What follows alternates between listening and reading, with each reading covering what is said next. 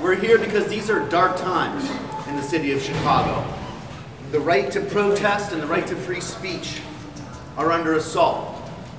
And I think it should be obvious, you know, as a member of this organization, Coalition Against NATO and G8 War and Poverty Agenda, or CANGate, you know, it seems to us quite evident, you know, why to be opposed to the NATO G8 summit here that's coming in May, at a time when the city is closing half of its mental health clinics to save $3 million. The city is spending tens of millions of dollars to bring the elite of the global elite to Chicago. That seems like an injustice on its face right there. And we are very concerned that to simply march in opposition to this is now being threatened by the mayor and these new ordinances that will put the right to protest under pressure at any and every turn. Now, it's also a dark time because, you know, we're looking at a time when the American government is celebrating the flowering of democracy abroad, and yet passing the indefinite detention of American citizens as part of a national defense bill that means that democracy is under assault right here at home. This strikes us as strange.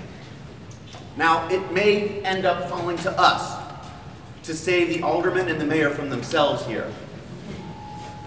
Because otherwise what we're looking at is a situation where Chicago gets yet another dark stain in its long history of disregard, callous disregard for the right to protest.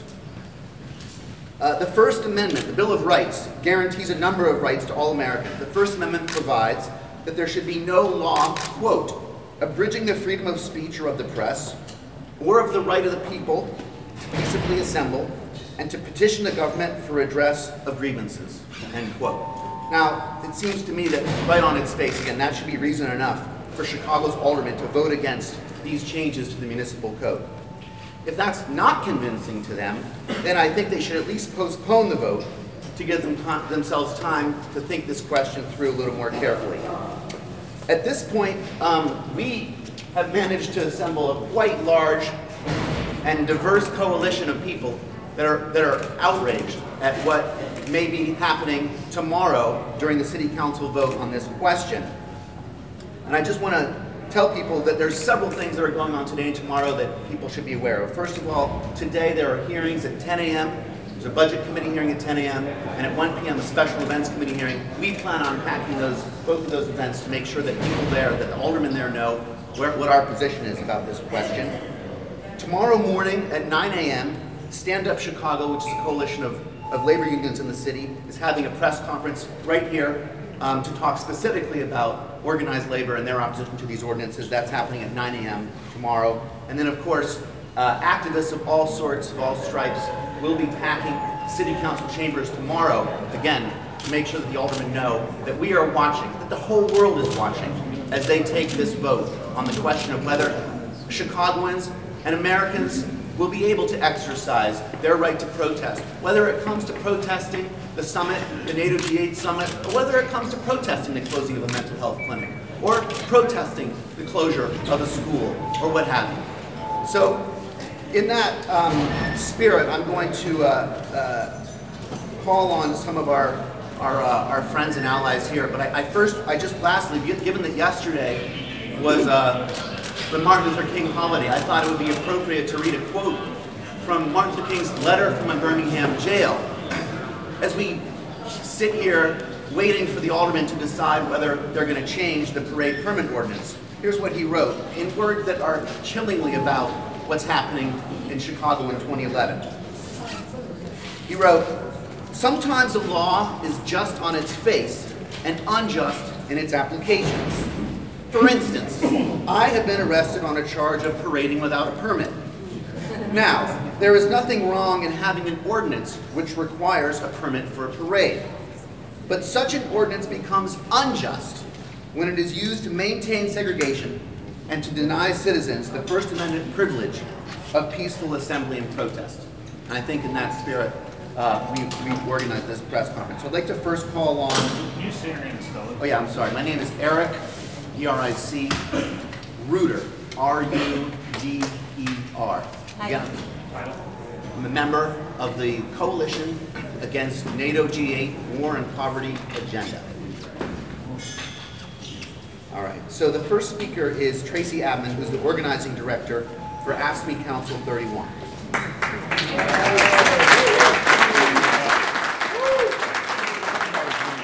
We represent 100,000 active and retired members in the state of Illinois, 20,000 of whom reside in the city of Chicago. We strongly oppose Mayor Emanuel's proposed changes in the Chicago Municipal Code. These changes will limit freedom of speech and restrict the ability of individuals in Chicago to participate in public protests. The right to free speech, to peaceably assemble, and to petition the government for redress of grievances are critical components of a democratic society. The passage of the mayor's proposed changes would drastically curtail these basic rights, and frankly, there's no evidence that the current laws are not sufficient to maintain order and minimize disruption. Rather, these new provisions appear to be aimed at silencing the voices of growing opposition to the various policies of the Emanuel administration, not to maintaining order in the city. We call upon the City Council to stand up against this attempt to further concentrate power and to stifle democratic expression. We find it more than a little ironic that this ordinance is being considered during the week in which our country honors the memory of Dr. Martin Luther King, one of the nation's greatest practitioners of public protest in the cause of social justice. If Mayor Emanuel has his way, that great tradition will be trampled on here in the city where Dr. King himself led such protests. We urge the City Council to oppose the changes that the Mayor is proposing that alter the municipal code to restrict freedom of speech and peaceably assemble in the city. Thank you.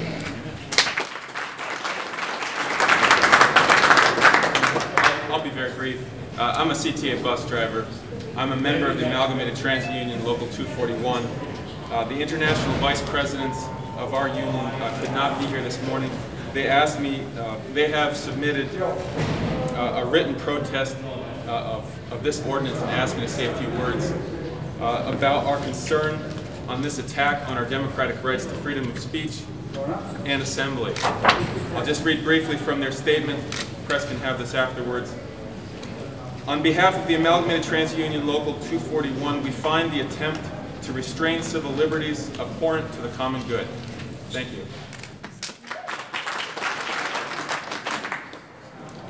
First of all, I'm no stranger. The city of Chicago wished to strip the liberties of men and women of this country. Rahm Emanuel come from Washington.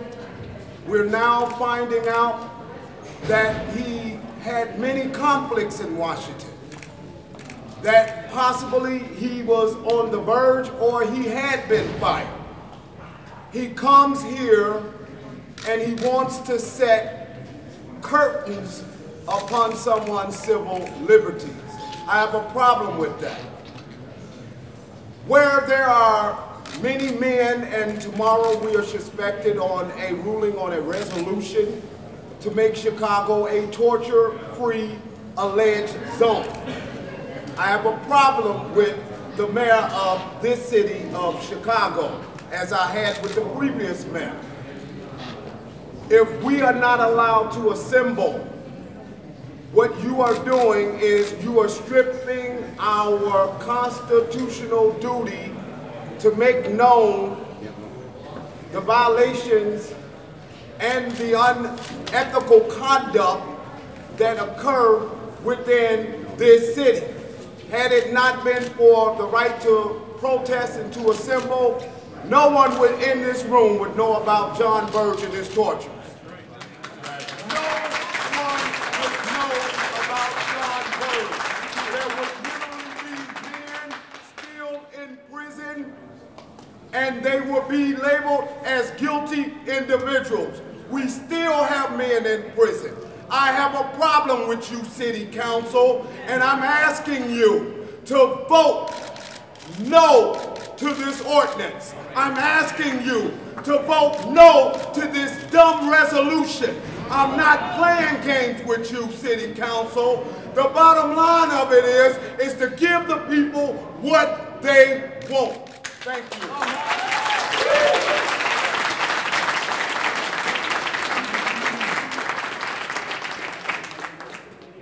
And for those who don't know, Mark was one of the many tortured by John Burge who served time in prison despite being innocent of the crime that he was convicted of. Are signing a petition to our government leaders to follow rigorously not just the laws of this democracy, but the Constitution and Bill of Rights that are fundamental and foundational to the lifeblood of our democracy. Why? Why are we now, from the wondrous and wide spectrum of religious diversity in Chicago, why are we speaking now? Because in that defining document of American democracy called the Bill of Rights, our national founders did not settle for a bill of toleration. No. By rejecting a bill of toleration, these founders were rightly recognizing that those in power cannot be empowered to deny or grant certain fundamental human expressions at their own discretion or what they thought was best for the country, but must be held accountable instead for guaranteeing the inherent rights of human beings that are theirs in a radical experiment called democracy. These rights could not be compromised, they held, since they are at the heart and core of what it means to be human and what it means to be a self-governing democracy of we the people. Our petition as religious leaders is a renewed affirmation of that democratic claim. And those founders of democracy saw that the most important of those guaranteed rights could not be listed separately, as disconnected one from the other in the Bill of Rights. They understood that those essential rights of a free people were interconnected rights. The free exercise of religion, of religious belief, of religious practice, the right of free expression and a free press, the freedom to assemble peaceably, and the freedom to petition against grievances against the government. These are all interconnected, and we are alarmed that so many of them are being compromised by the action of our government in preparing for the G8 and NATO summits this coming spring and beyond. In the spirit of prophetic justice, which is at the core of all of our religious traditions, many in our faith communities and other people of conscience are publicly expressing their deeply held convictions about international bodies that will be gathering here in Chicago. They will not all agree, but they must have the constitutionally guaranteed right to live out their core beliefs, to express those convictions as it relates to national and global public life. Let us be clear. This is not a test of the people. This is a test of political and economic leaders. Will they succeed or fail in following our democratic principles enshrined in the Bill of Rights? Will they be known nationally and internationally? Will Chicago be known nationally and internationally as a shining example of democracy? Or again, a city that undermines democratic rights? We are petitioning our leaders to be adherents and advocates not for a bill of toleration. We are petitioning our leaders to be rigorous adherents and faithful advocates for our Bill of Rights. Thank you. Good morning. The Immigrant Youth Justice League stands in solidarity with the large coalition of community and labor groups fighting the mayor's new protest proposals. We believe the mayor's proposals will hinder freedom of speech and civic engagement of the most affected and underrepresented communities in the city. Marches like the marches in 2006 will not be possible if these proposals pass. Rallies, which we actually use and rely on to end deportations of students and people in our communities, will also be under threat under these new proposals. We also are here to urge the community to stand up because this cause is your cause. Thank you. Good morning. I am a member of the press committee with Occupy Chicago. It's shameful that in the same week that we celebrate the legacy of Dr. Martin Luther King Jr., the mayor seeks to codify the suppression of peaceful protests. The 99% have been disproportionately affected by Rahm's cuts to education, public health care, and public sector jobs. And now the mayor wants them to sit down and shut up. With smug disregard for the struggles of ordinary Chicagoans, the mayor again demonstrates his role as a goon for the 1%. But with his most recent assault on the on the freedom of speech, the right to peaceably assemble, and the right to petition our government for a redress of grievances. To attack these freedoms is to attack the Constitution and the heart of our democracy. Mayor Rahm is using fear-mongering and the excuse of NATO G8 to pass this ordinance when it is the mayor himself who is bringing this undemocratic summit to the streets of Chicago.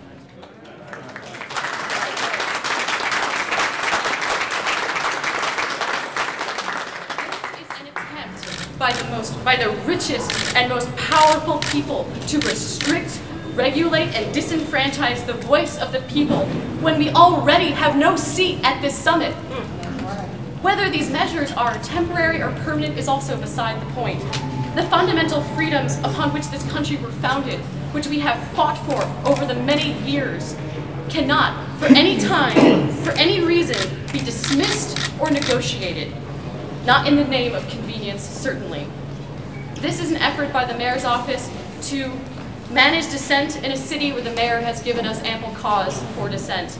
He has stripped the people and the communities which he was elected to represent in the name of austerity while championing a $65 million price tag for the NATO G8 summit. And now, with a duplicitous excuse of public safety, he seeks to strip us of our voice as well. We, Occupy Chicago, condemn these ordinances and demand that they be revoked. No concessions are acceptable. And we would just like to thank the mayor for one thing, which is that this attack on civil liberties has brought together this amazing, diverse, and powerful coalition. I care for patients every day who are poor and uninsured, and who have been victimized by the 1%. Our only chance to make things better for them, for ourselves and our families, is to follow in the footsteps of those like Dr. King, that have refused to remain quiet, instead choosing to protest for change, rights that our mayor is threatening. If these ordinances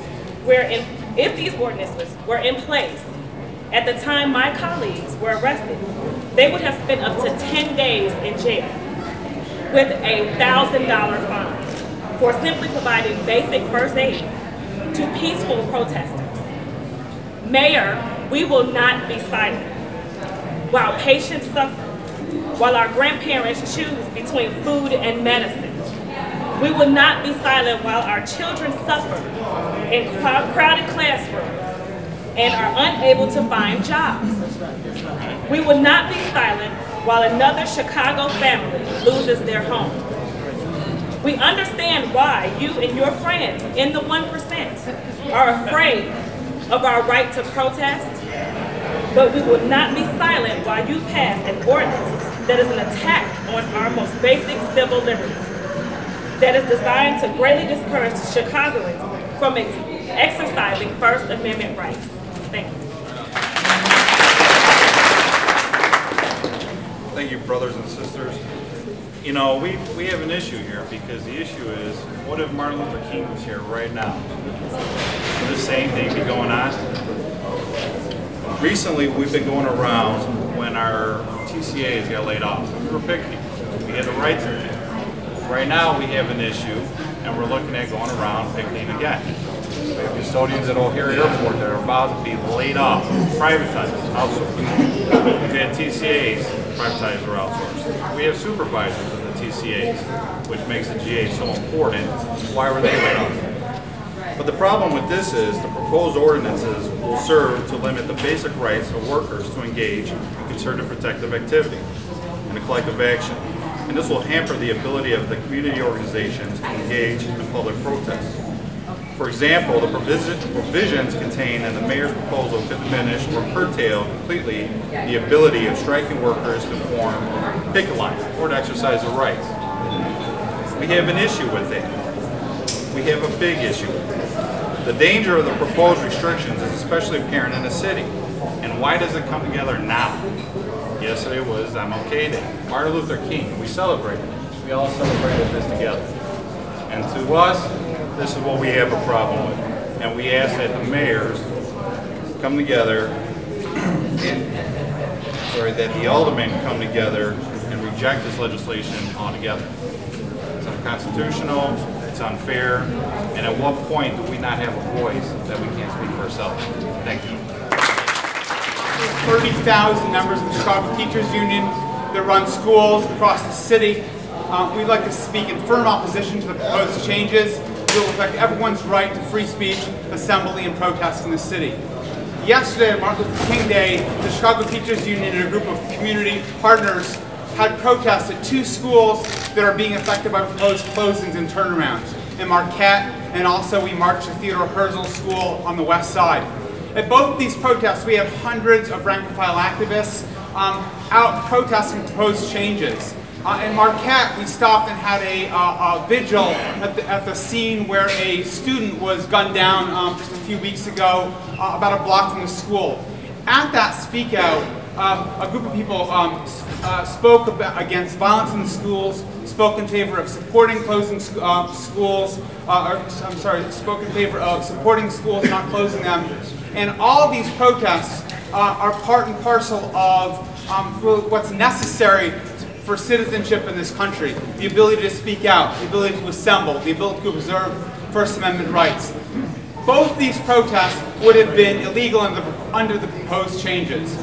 We are concerned that these curtailments of First Amendment rights are not just intended for some one-off protest involving NATO and the G8, but in fact will have a chilling effect on the right of all of our people to speak out their protest and to exercise their First Amendment rights. And we call on the mayor, the aldermen of this city to oppose these changes. Thank you. Ladies and gentlemen, my name is Marissa Brown, and I am a member of Occupy Southside and part of the Red Line Coalition, occupations of residents living on the south side of Chicago, as well as on the north side in Rogers Park. We are connected through the Red Line station. I am also a citizen who frequently exercises my First Amendment rights to public dissent. In a time when unemployment is in the double digits, boarded up foreclosed properties pepper our communities, neighborhood schools are closing, and basic human needs like mental and physical health care are denied, we must have our voices heard. Through this amended ordinance, Mr. Emanuel is hoping that the Chicago City Council will assist him in taking those rights away.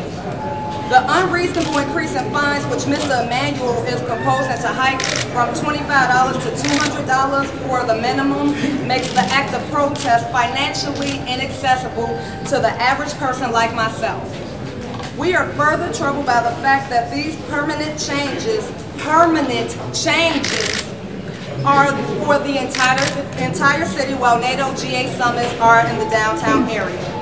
A week ago yesterday, Occupy the Southside and Occupy Rogers Park presented all 50 aldermen with a letter asking them to stand with the 99% and not vote for this ordinance. In the last week, people from all around the city has initiated dozens of face-to-face meetings with aldermen, thousands of emails, and continuous telephone calls.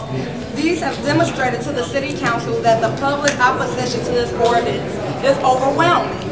Now, I would like to implore the council to give the citizens a return on the faith that we have placed in you by electing you. We implore the council to defer and publish this ordinance before voting on them. Do not be fooled by this ordinance being designed for security during 3 days in May. This assault is on free speech, and Mr. Emanuel, who seemingly does not think enough of our Constitution or our City Council to confer with them before deciding how to spend the city's money. I'm going to end by quoting Ben Franklin, who says something that I find to be on spot in this situation. Those who would give up an essential liberty for temporary security deserves neither liberty or security. Just very briefly, I've done a line-by-line analysis of these ordinance proposals. I'm also intimately familiar with 3010-8-330, the permit ordinance. And I have to say that if these ordinances pass tomorrow, all bets are off.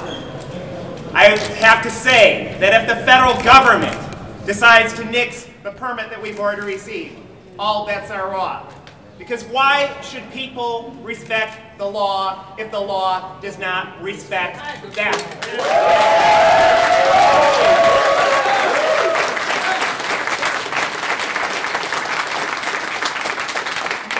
So I put the onus on the city council, on Mayor Emanuel, and President Obama. If you cancel people's constitutional rights tomorrow or in the future, the onus is on you for what happens. Thank you.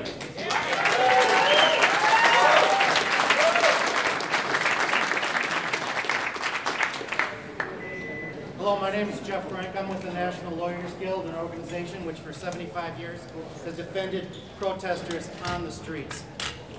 Let's be clear. The mayor tells us that these ordinances are necessary to clarify, to simplify, and to end confusion. They will do none of that.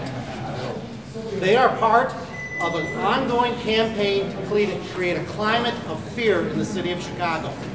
The ordinances are part of it, just like leaking stories about sharpshooters on Michigan Avenue, urging high schools to cancel and change their proms. The Chicago Symphony Orchestra is changing its dates of performances only so that we can allow the most beautiful people in the world, the 1% of the 1%, to occupy our city. It's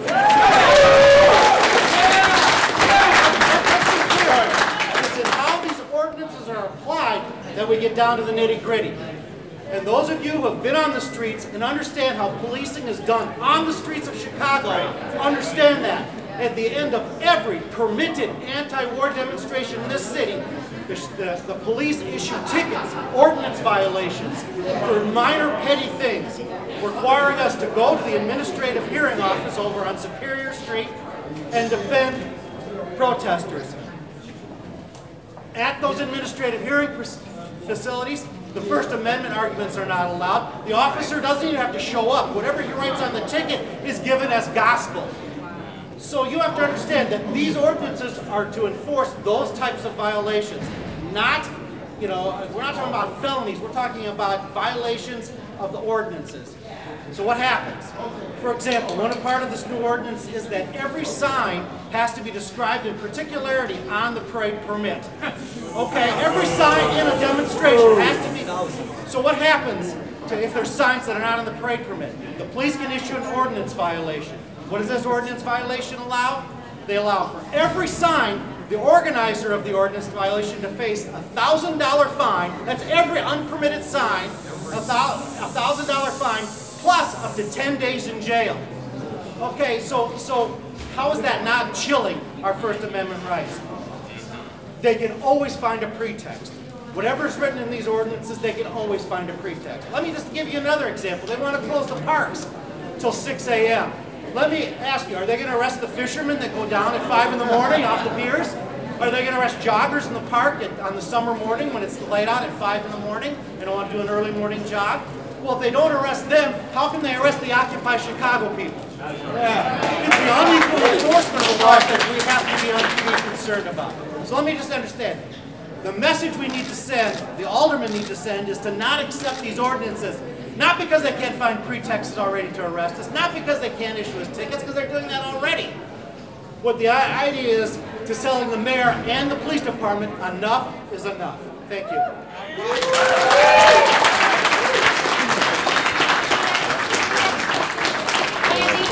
Andy, the mayor has now backed off the fines for resisting arrest. Is that No, he hasn't. He's done a typical bait and switch. He suggests something that's so completely outrageous, and then he just scales it back to totally outrageous. He's talking about quadrupling the minimum fine under 10-8-330. Now, people in this town got rightfully upset when they raised the parking meter over a few years, that kind of amount. This is in 10 days, we'd be talking about quadrupling the minimum fine. Now, he's saying that he will not raise the fine for resisting arrest. He's dropping that provision.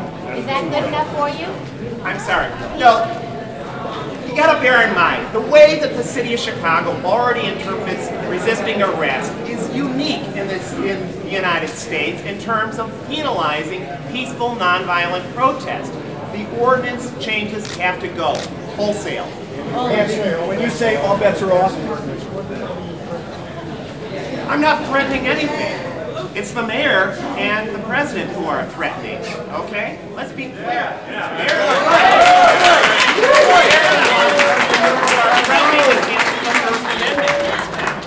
All right, we have one more statement from Joe Eisenmaker, and then we'll take some more questions. Hold on 1 second.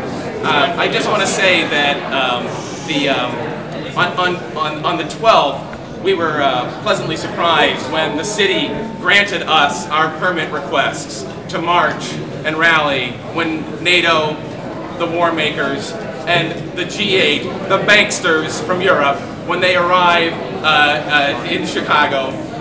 And I just want to say the reason is clear that the city of Chicago has granted us those permits. The reason is because public opinion shifted in our direction. Public opinion supports our right to protest against these war makers and banksters, and public opinion is against the mayor's restrictions on protests.